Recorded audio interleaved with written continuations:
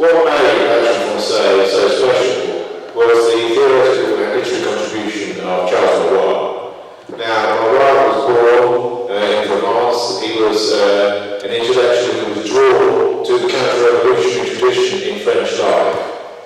France had always been characterised in the late 19th century by a significant quadrant of the population who rejected the logic of the French Revolution. The French Revolution, which lasted from 1789 until Napoleon's essential conquest of military power inside the French Republic in 1796, ending in his full imperial dictatorship in 1799, thereafter till 1815, was a period of extraordinary and grotesque change, the like of which European civilization had not seen before. Considerable parts of France in the Vendée and elsewhere also fought against the revolutionary tyranny of that time. These were known as the Whites, or the counter-revolutionaries. This tradition of rejecting the French Revolution was part of high Catholicism and part of the deep social conservatism of sections of the bourgeoisie that existed in France throughout the existence of the Third Republic. The Third Republic was created after of France's military honour in 1870, when the Prussians badly defeated France in the territorial war between two major European states.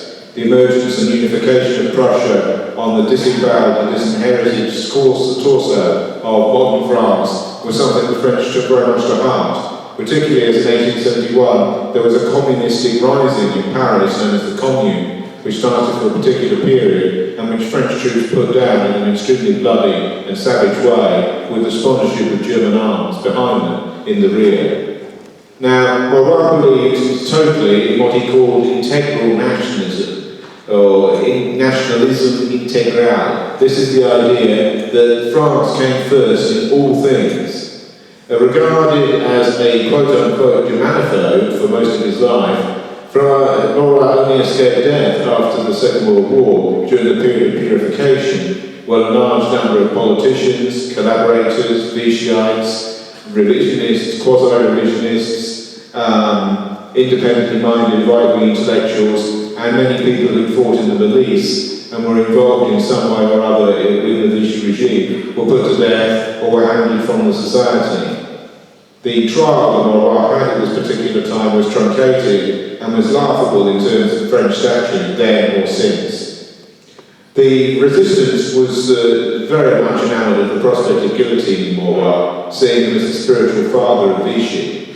However, there is a degree to which this was an incorrect assessment, because de Gaulle had sat at Maurras' feet during much of his early life. The interesting thing about Maurras is Maurras did not just influence the French radical right, he influenced the entire French right, and he provided all of the families of the French right, particularly those that looked to an Orleanist monarchical replacement, those that looked to a Bourbon monarchical replacement, this is the Republic of course, those who looked to a Napoleonic claim, and those who wanted a different type of right-wing republic, all found in Maurras' theories sustenance for the soul. Maurras was released from prison into a hospital in the early 1950s and died soon after.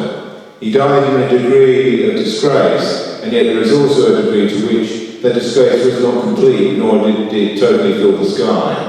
Maurras was removed from the Academie Francaise, the French Academy, which is the elixir of conservative and rational and rigorous and neoclassical standards in French intellectual life, yet he was replaced by somebody who was almost identical to him, given the aging and conservative perspectives of the Academy. There is a degree to which Maurras identified four enemies of the French nation as he perceived them from early on in his political career, and before the creation of the Algerian War movement, which was an anti-democratic movement and which never took part in parliamentary elections.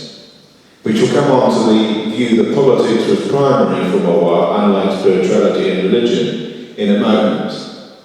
Maurras believed that these four anti-nations within France were Protestants, Jews, Masons, and all foreigners who were living on French territory.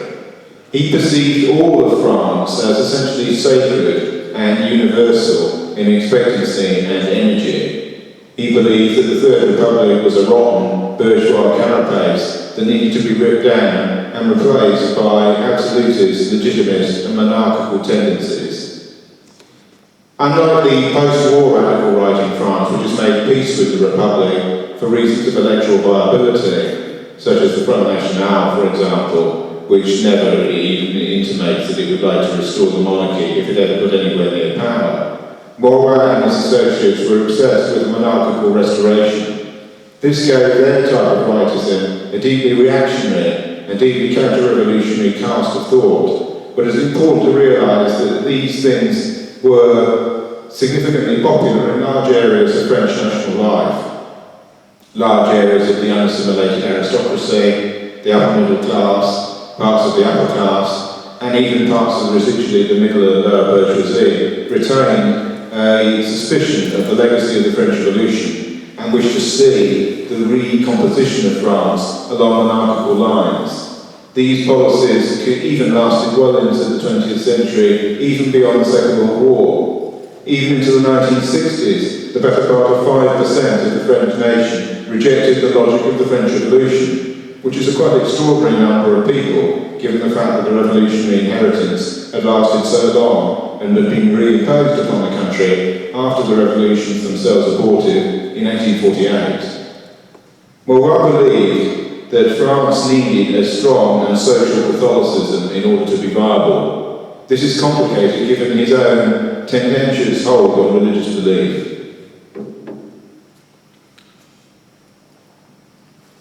Maurras, although never an atheist, rejected the early comforting Catholicism of his childhood and youth and was an agnostic for most of his life. This did not prevent him from adopting a viewpoint which was fundamentalist in relation to Catholic rigour and the belief in what would now be called traditionalist Catholicism, since the Vatican II settlement of the early 1960s, which in Catholic terms in any way liberalised the Church and adapted it to a modern secular age inside France and beyond its borders. Maurras believed that spirituality was intensely important for a people, and without it, a people rotted and became as nothing.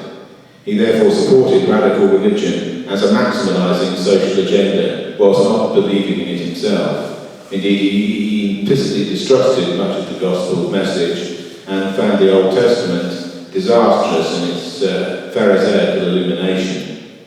Maurras believed that Christianity was a useful tool that an elite would make use of in order to create a docile, happy, contented and organic society. This means that the papacy was deeply suspicious of Maurras, despite the fact that politically he seemed to be a drummer boy for what they might be perceived to want. This led to the prorogation of the Action Francaise movement by the Vatican at a particular time, which was not, I believe, this occurred in the 1920s. It was not rescinded until 1939, by which time Maurras had been elected to the Academie Francaise. The Vatican was concerned at the agnosticism from the top and the synthetic use of Catholicism as a masking agent and cloak of ideology for radical right-wing politics inside France that it otherwise found quite a lot to support it. There were enormous numbers of clergy in the Action Francaise as a movement, and they were shocked and horrified by the removal of papal support, which undercut support for the Action Francaise from key sectors of French life at a particular time. Maurras believed in anti-Semitism as a core element of his ideology and beliefs. He believed that Jews should have no part in the role of national life and no role whatsoever in the sort of France which he wished to see. Although they had not been responsible in any respect for much of the events of the French Revolution, he believed that their emancipation, as the emancipation had occurred in Germany, Britain and elsewhere during the 19th century, had led to a collusion of interests which were detrimental to the sacred nature of France. He was also strongly anti-Protestant and anti-Masonic, and had a view of nationality which is regarded almost as simple-minded today. He basically thought that to command a status inside the French nation, you had to be French in word, in deed, and in prior cultural inheritance. It wasn't any good to claim that you were French. You had to be French in terms of the self-limiting definitions of what it was to be national. This meant that there were radiating hierarchies within France, as within other European societies, inside modernity. This was the idea that some people were more French than others, and this implicit elitism was always part and parcel of the nature of his movement. It's important to realise that there was an intellectual complexity about French action which commands a considerable degree of respect, especially from a distance. French action appealed to an enormous number of intellectuals across the spectrum, even though it was sold by quasi-paramilitaries in the streets. The youth wing and the radical wings of the Academie Francaise movement were known as the Knights of the King, the Camelot du Roi, and they sold these publications in the streets, often engaging in ferocious fights with left-wing street gangs who attempted to crowd the same pitches, particularly in Montmartre and the centre of Paris and the centre of other urban areas. Maurras believed in action in the streets as a part of politics, and his privileged voting, which he thought was sterile, bourgeois, majoritarian and anti-elitist. One wonders if there was ever a coherent strategy to come to power in the Action Francaise movement, and the only way in which this can be corralled with the historical evidence is to see the Action Francaise as a ginger group for a particular type of restorationist social conservatism and Catholicism inside France. If Maurras' vision had been successful, you would have had a national France with an extremely strong and powerful monarchy and an extremely strong and powerful, even Hermetic, Catholic clergy at the heart of the nation. You would have had strong militarists and other institutions that ramified with these other elements of traditional French power, as expressed in Bourbon, restorationist, and pre-revolutionary and post-revolutionary, romantic and royalist France. Maurras believed that to be happy, people had to be content in the structures of their own livery and their own inheritance. The inheritance of the French nation is all important, and this is why he collaborated with Third Republic politicians such as General Boulanger towards the end of the 19th century. He did this in order to undermine the nature of the liberal republic and lead to reforms and authoritarian constitutions within it, which would serve his purpose. He supported the wide range of bourgeois, radical and liberal politicians at the time of the First World War, which he thought was a national surprise of glory and a chance for France to redeem herself on the battlefield against her traditional enemy, which he always perceived as Germany. This is the area where Maurras is most disprivileged by contemporary nationalistic thinkers across Europe and even beyond. His obsession with Germany and with Germany's strength, and his belief that France was belittled by anything which strengthened Germany, led him to support French arms in both the First World War 1914-18 and the Second World War 39-45. Initially he supported de Gaulle and de Gaulle's fluid use of tank warfare in the early stages of the Second World War. Of course, by the time de Gaulle became supreme commander of French forces, France had been decimated on the battlefield, and there was nothing left to repair or even to defend. Gooderive, who had read all of the theory which de Gaulle had based his own warfare predictions upon, had already trumped that particular card, and the Germans used British and French ideas about tank warfare to defeat both the British expeditionary force and the French army in France, seizing with revolutionary energy a generational gap in the conduct of warfare. The Germans routed and humiliated the French, who had fought them to a standstill in part in the Great War within a matter of weeks by manoeuvring around the Maginot Line and by passing through the allegedly impassable Ardennes forest to appear behind French lines with roving and energetic panzer squadrons backed by Stuka bombers. This catastrophe became a divine and a national surprise to Maurras. Maurras never actively collaborated, although nearly all of those in his circle would have found themselves involved in the Vichy government at one time or another. Vichy began the institutionalization of a revolution from above and a national revolution within France, largely permitted under German auspices, particularly in the early years before the radicalization and momentum building of what became the French resistance under British SOE and the Gaullist movement in opposition and exile. Maurras believed that the only true purpose of the Frenchman was to enhance the glory of France, and all other was tattle and blither. He believed that during the German occupation it was best for a French ideologue such as himself to retreat to his family estate and live there in quietude, even though many of his philosophical children collaborated openly with German arms, both within and beyond Vichy. People like Laval and Diat with his neo-socialist movement, and people like the founder of the French People's Party, Doria, the Parti Populaire de Français, the PPF, all collaborated in various degrees, were all influenced by both attraction and repulsion to Maurras' ideas in one form or another. He was truly the great man, the great old man of the French right by this time. After the war, the resistance sought to blame Maurras for much of the collaboration which had gone on, including the expulsion of some Jews from France, the national humiliation as they perceived it of French subjection to German arms, and the neo-colonial within Europe aspects of German policy in the French nation-state.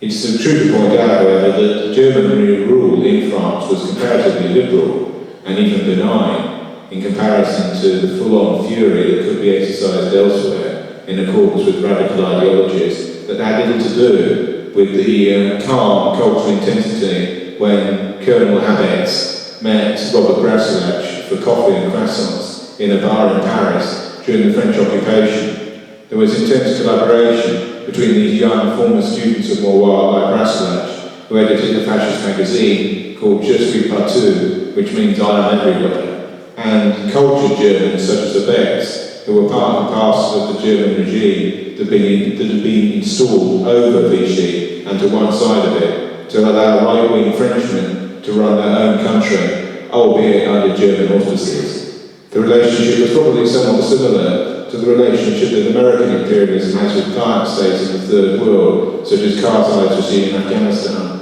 which controls Afghanistan, and it is ultimately beholden to American power while it remains in that particular society. Maurras was guillotined after the war because he significantly told his trial, "No one hates the Germans more than me."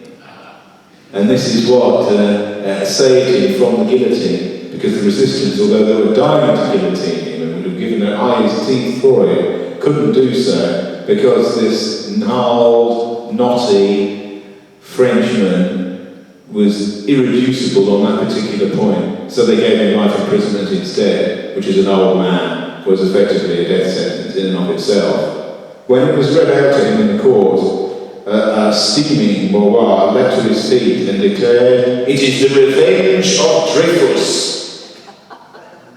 An otherwise obscure reference, which for those who are culturally knowledgeable about the entire extensive life of Maurras would have realised refers to the Dreyfus case at the end of the 19th century.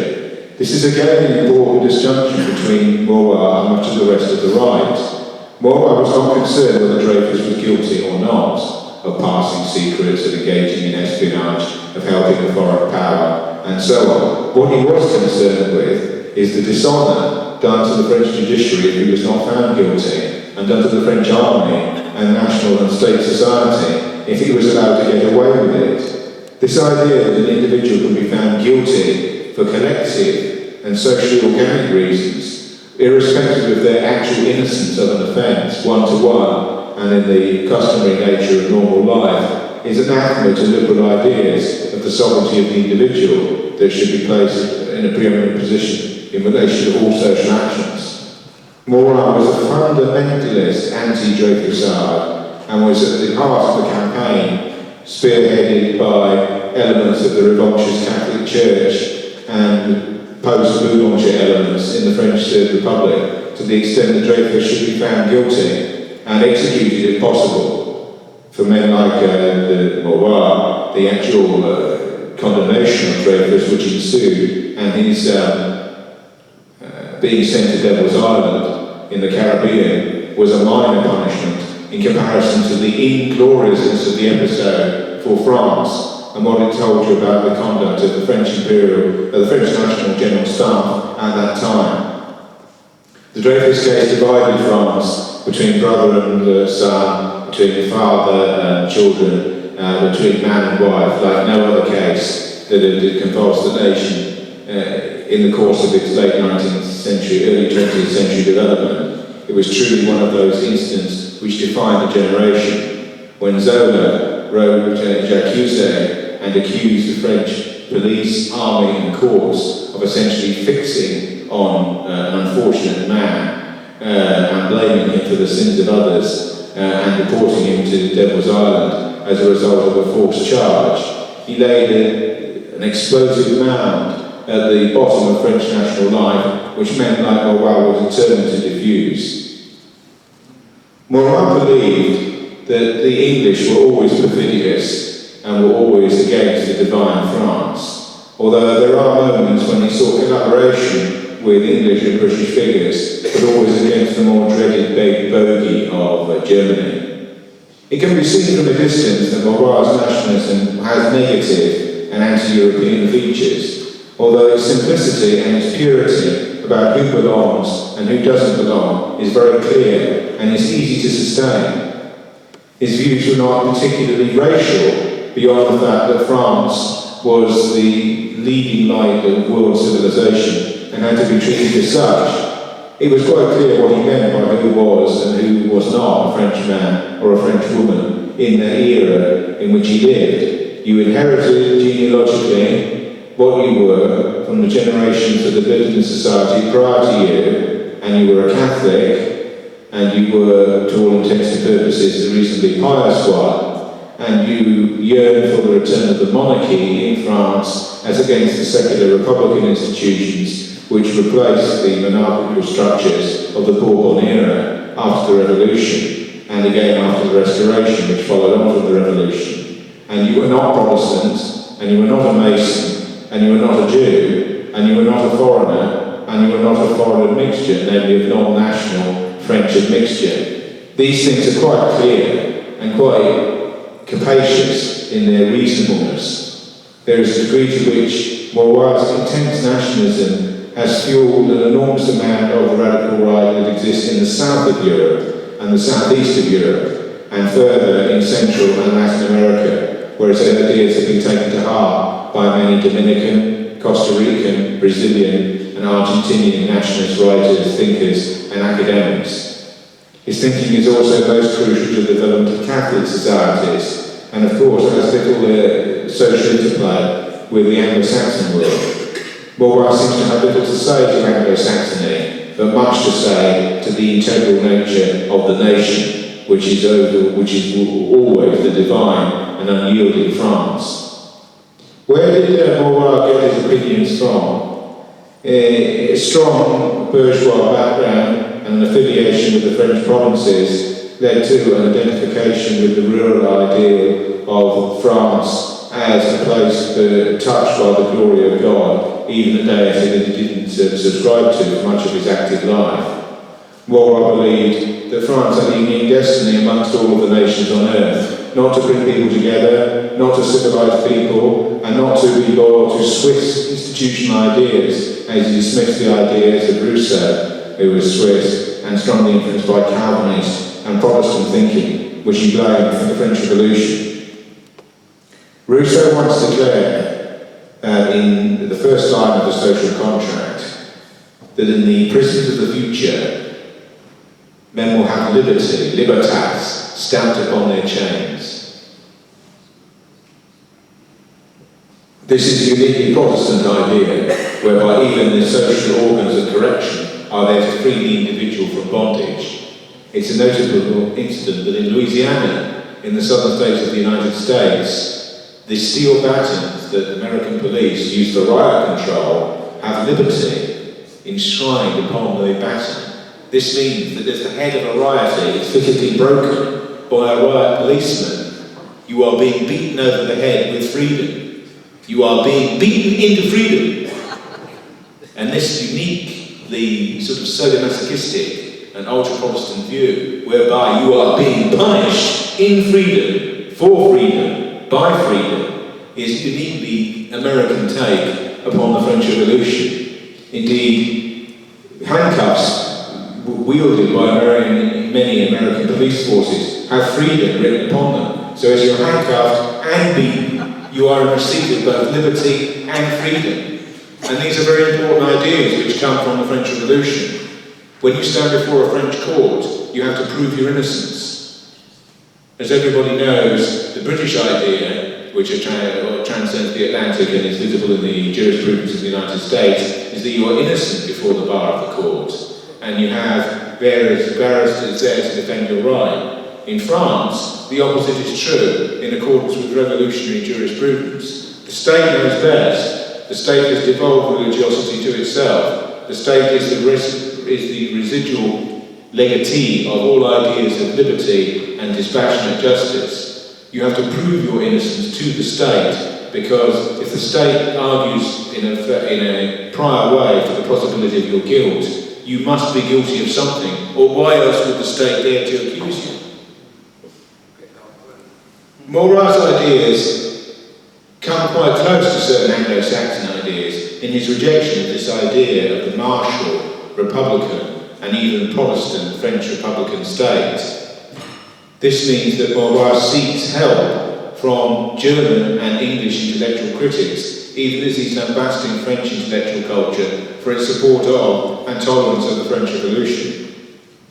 The French Revolution remains the most cardinal event in human history as regards the modern history of France. The French Revolution.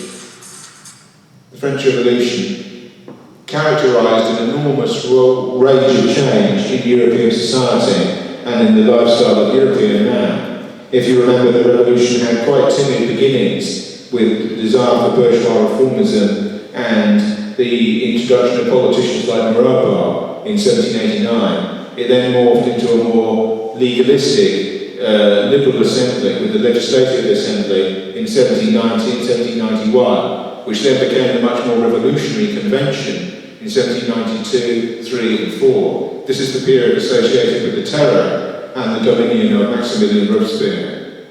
Robespierre and his rival Danton successfully to the guillotine, but who only preceded him by a matter of a few months, was convulsed by the idea that he was imposing with violence, with revolutionary violence, the implementation of justice upon France, and that he had been given the right to do so, not by God, but by a newfangled deist cult or religion called the cult of the Supreme Being.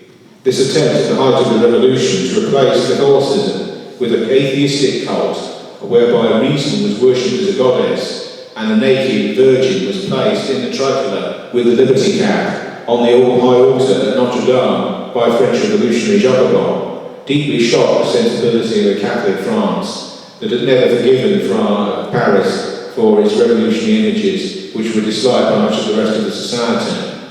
For much of French history, Paris had always been the centre of revolution, even though the French revolutionary anthem, the Marseillaise, comes from Revolutionary National Guard, who walked from Marseille to Paris in order to save the revolution in Paris by adding fuel from the most revolutionary and violent part of the provinces, who were then fighting against the whites, or the counter-revolutionaries, as they came to be known.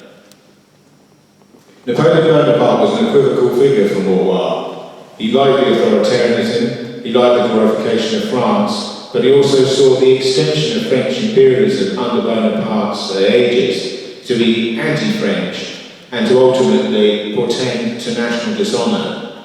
This meant that there was, if not a pacifist, then a limit to national aggrandisement in Maurras' scheme of things. If the nation was crucial to all social development, the nation had borders and the nation had limits. And authoritarianism inevitably put constraints upon social action, which reminds people that Maurras remains a sort of radical or revolutionary conservative.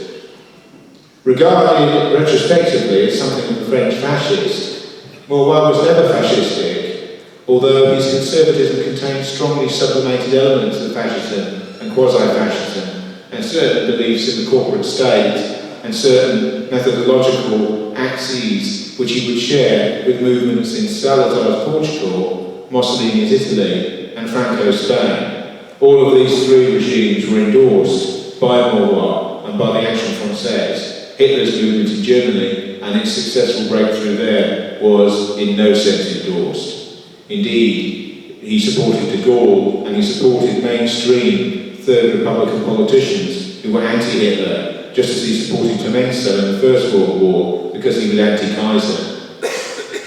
The threat to France from Germany and the helplessness of France in the face of German military might were abiding things for Maurras, who saw the possibility of defeat on the battlefield as a moral and a spiritual defeat for France. Although, like all quixotic and intuitive nationalists, Maurras believed that France could never be totally defeated. A political system had gone down under the Panthers. A political system had gone down under the Stuka bombers. But France itself was irrational and eternal and would always spring up again.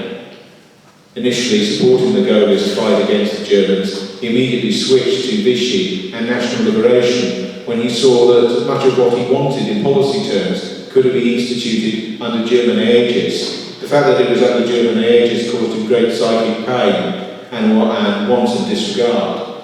He therefore retreated to his own estates to cover the dichotomy of supporting Vichy at a distance without wishing to be seen to champion his German precursor. Maurras lived in an era of tumultuous change and violent excess, none more so than the events of the 6th of February 1934. These events, unlike the Paris events of 1968, which have been sort of emblazoned in world history, and have counterparts in Berkeley, California, and the streets of Britain, and the streets of West Germany as it then was, and elsewhere throughout the Western world. The events of 1934 have largely been forgotten and have been deliberately dropped down the memory hole, collectively and historically. Maurras, however, was deeply involved in the events of 1934, which were nothing more or less than an attempt to overthrow the French Third Republic by a revolution from the right wing. Riddled with scandal and approximating to extreme decay due to the economic lashings of depression from the United States and elsewhere that were beginning to humiliate the French exchequer, the radical right decided to depose by going onto the streets, the French Third Republic, in early February 1934. This involved the rioting, and it was very serious and very destructive social rioting, by upwards of 100,000 demonstrators from all of the French combat and action leagues that then existed in the country. These included the Action Francaise, they included the large veteran organisation from the First World War that was called Cross of Fire or Croix de Feu. It also involved larger apolitical veterans organisations and smaller, more targeted right-wing combat and veterans leagues. All of these movements marched on Paris and marched on the National Assembly and marched on the presidential buildings in an attempt to overthrow the Third Republic with violent revolutionary activism from the streets. It's quite remarkable that these events have been excised from history to the degree that they have, particularly as they forced a catalytic change in French political life. Deladier's regime, which was part of a left front and left coalition government, collapsed and was replaced by a more general government of the right. One of the interesting examples of this period is the fact that unlike today, where the radical right is shunted off to the side and all areas of political thought, including the moderate right, strive to have nothing to do with it whatsoever, in that era, the radical right infused the mainstream right, and even liberal or centre-right elements of the right were not immune to radical right-wing ideas. This shows you that politics is about energy, and it's about how you corral and contrast various forms of energy over time. There is no earthly reason why radical forms of opinion, as occurred in the 60s the other way around on the left, cannot influence more moderate, more statist, more staid, and more centrist forms of opinion. It all depends upon the time, the timing, the calibre of the men involved, and the social forces which they can put into play.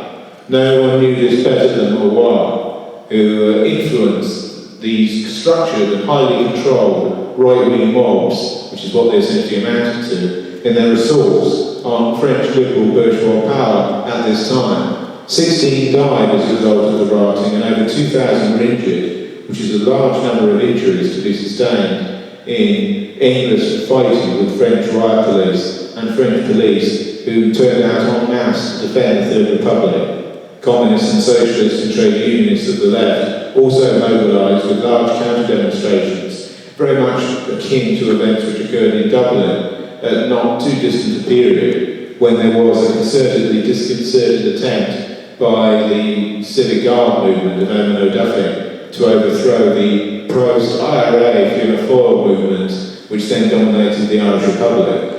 It should be noticed that both societies had a penchant for political violence and for the rhetoric of extremism in the street, and both were Roman Catholic societies, unlike Britain, which existed, of course, halfway between these two polities. The right failed in both Ireland and France to replicate what had occurred in Portugal, Spain, and Italy, never mind Germany. However, the radical right had an enormous transforming impact upon the entire right wing, which led a large element of the pre-collaborationist cabinets in the mid and late 1930s to collaborate once the Vichy government was set up. Vichy is always described as a regime by historians in an attempt to discredit it in relation to a proper government which is so described. Yet there is a degree to which the Vichy government had the support actively of at least a third of the French. De Gaulle, through a remarkable piece of political legerdemain after the war, said that no one ever collaborated. This is after the purification, of course, killed many thousands of those who were alleged to have done so. But the trick of saying that no one collaborated allowed the post-war generations to unite over the fact that there was a German occupation, no French collaboration except for a few Puritan traitors, and a resistance movement activated from home and abroad. It was a clever intellectual and ideological stunt to enable France to recover more quickly after the war and to settle its differences without being too mawkish or squeamish about them. But there is a degree to which it was a lie and a base of untruth. France bore quite a large price for its doctrine of social peace after 1945. You have to remember that after 1945 there was no effective right in France, because the whole of the right had been allegedly discredited by collaboration. This meant that there was an enormous gap, and only Catholic centrists and conservative movements fielded candidates against the centre and left in the immediate post-war elections. De Gaulle, of course, was to triumphantly capture the market for existing right-wing opinion with his movement Ralliement pour la République, RPR. De Gaulle had subliminally fascistic credentials for some of his politics, and also went back to yearnings for a hard man and a strong man to govern France with an iron hand. These go back to General Boulanger and back to the Bonapartism of the 19th century. De Gaulle's movement, with its endless personality cult and military drills and obsession with the cult of the leader, certainly had strong fringe associations with the radical right, which it nevertheless repudiated and excoriated, both in action and in print. No internal warfare on the right has been more striking than the one in France, between the legacy of the Gaullist historical tradition and the legacy of collaboration. This again is to be seen in the Algerian War, long after Maurras' death, in which the two wings of the French right fight fanatically with each other. The government and the civic service action movement and the Barbuses fighting with the official French army against both the Algerian nationalists of the FLN and the ultra-right-wing secret army organisation, or Organisation Armée de Secret, which was formed by revolutionary members of the paratroopers and other French regiments, firstly in Indochina and then in Algeria, to prevent the removal of Algeria from the French nation. France and Algeria, of course, were joined at the hip in accordance with the Napoleonic doctrine of Algeria Française. In the end, the division had to occur, but at least 1 million French Algerians, who were totally French, of course, Colons, Pied Noir, Blackfeet, came back from North Africa to live in the south of France, where they became a bedrock for the Front National's vote in the deep south of the country in generations to come. There is also a degree to which Maurras' influence on the French right is pervasive, and this is the influence of social Catholicism. At every large FN event there is a Lefebvreist Mass. For those not in the know, this is a traditionalist type of Catholicism that rejects Vatican II and the settlements around it in the contemporary Catholic Church. It essentially is an old-fashioned, in Protestant terms, smells and bells mass, whereby the priest turns hierarchically to God and doesn't look at the congregation, and the congregation look at him, or look at his back, and he's looking up, because he's looking up at that which is exalted and beyond him.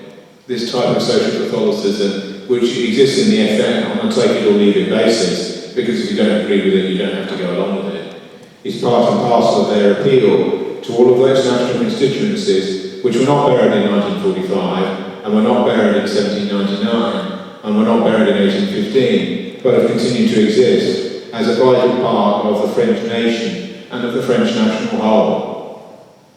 Maurras' belief in the integral France, organic, unified, militarised, Catholicized, and hierarchical, was never achieved during his lifetime, but his influence on the French right wing and on neo-Bourbon, legitimist, orderliness, and Bonapartist tendencies of opinion was profound. His influence on French military thinking was also profound, although his influence on Catholicism became strained when Catholic humanists like Jacques Maritain, who had been close to the Academie Francaise for a considerable period, moved away from him in the 1920s. The papacy moved against Maurras in the Academie Francaise because of his doctrine of politics first. Maurras believed that if politics was put first, all the other problems that beset France, including spiritual difficulties, could be changed retrospectively.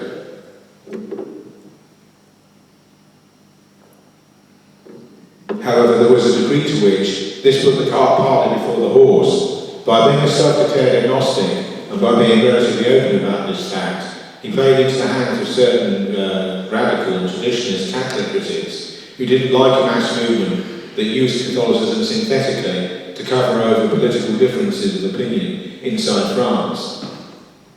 He was also guilty of the anti-legitimist claim put forward by many deeply conservative, apolitical and asocial French Catholics. This was the view that they should have nothing to do with the Republic, the Third Republic, the bourgeois Republic, and that they should remain French and Catholic forever, irrespective of a wicked regime that could not be stopped from sinning in its own right. Maurras would have nothing to do with this, and believed that politics, first, second and third, was necessary for the redemption of France. The idea of monarchical restoration and the return of the French monarchy was not a quaint political ideal as far as Maurras and his immediate supporters were concerned. They believed that only by repudiating the Republic, only by ripping out the accretions of what could be described as the French version of the Bolshevik regime, namely the latter-day inheritance of the French Republican revolutionary tradition and all of its structures, could the France that he wanted be brought about. Although post-war forms of radical rightism in France have had to make peace with republicanism in order to survive and to contest democratic elections, where they've had considerable support, more so than most other Western European countries, there is a degree to which Maurras was quite technically correct in that the issue of the French Republican experiment and the mass terror that it induced between 1792 and 1794 was cast a shadow, the shadow of the guillotine, across French revolutionary rhetoric.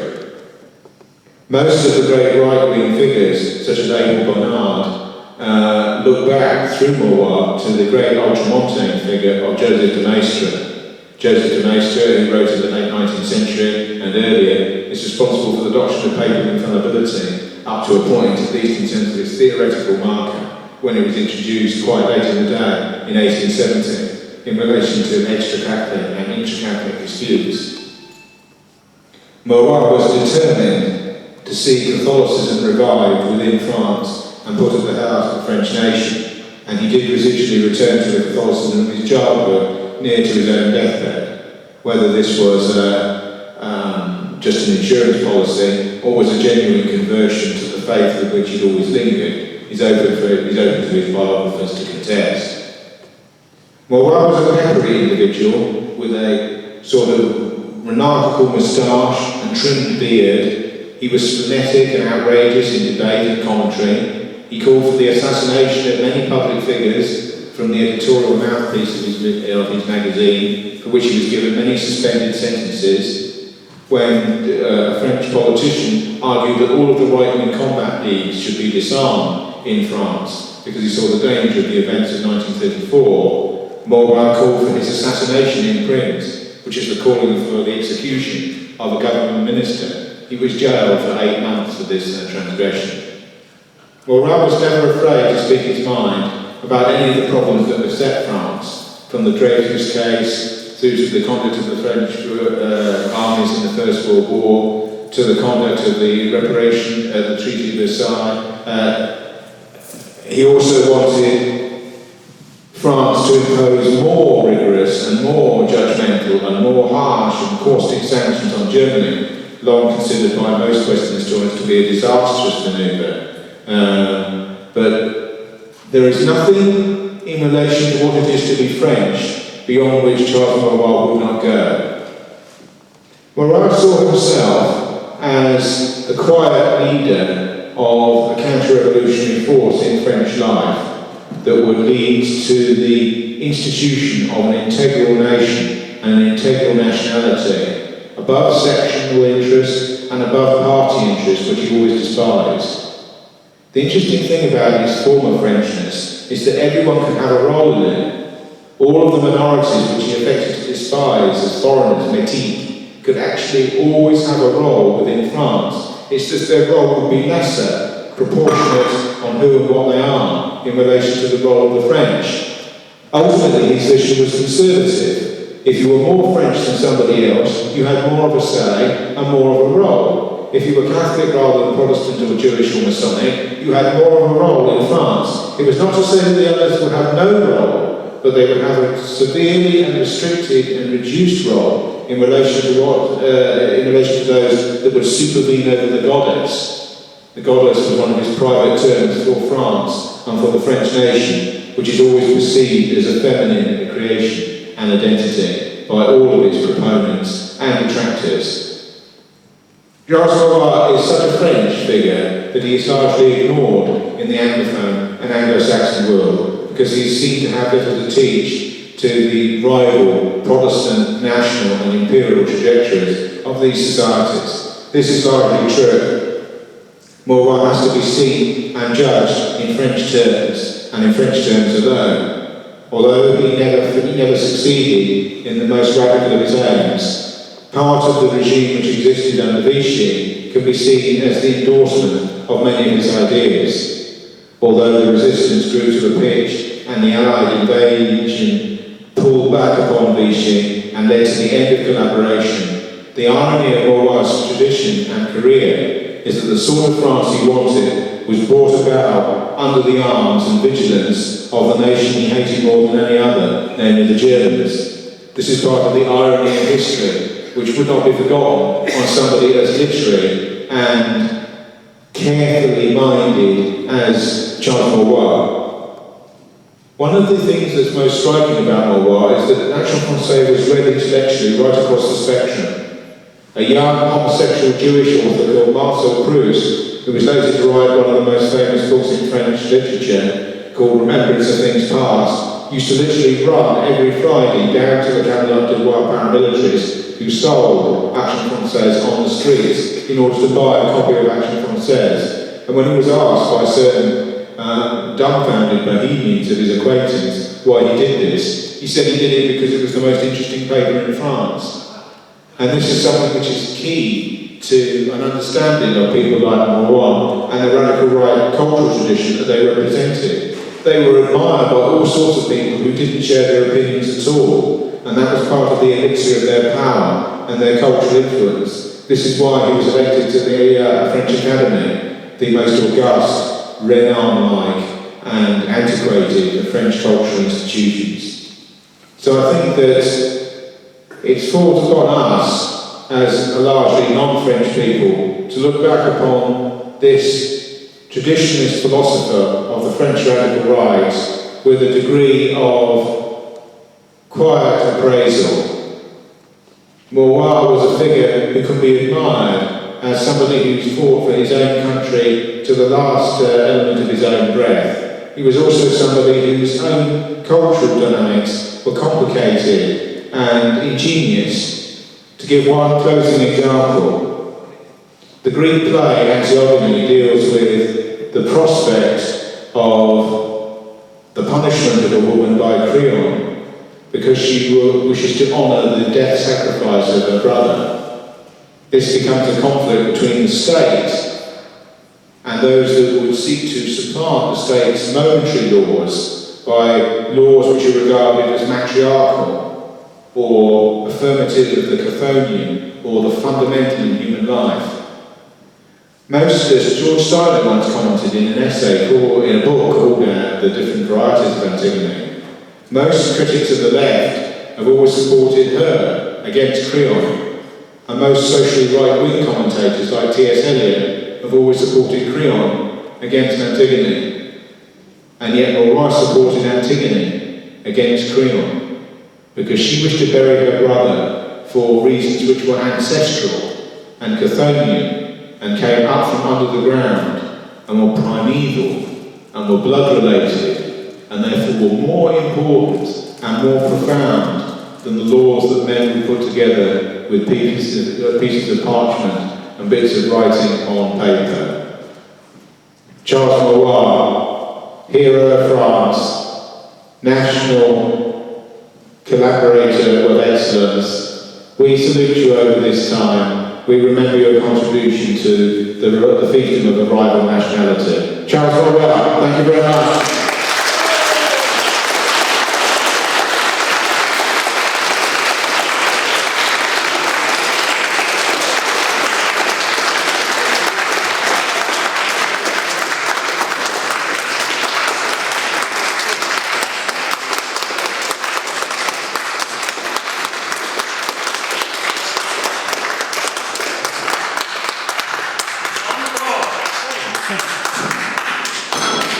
Charles Maurras and Jonathan Bowden, never afraid to say what they think.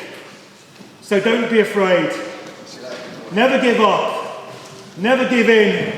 And we will win. Thank you for coming.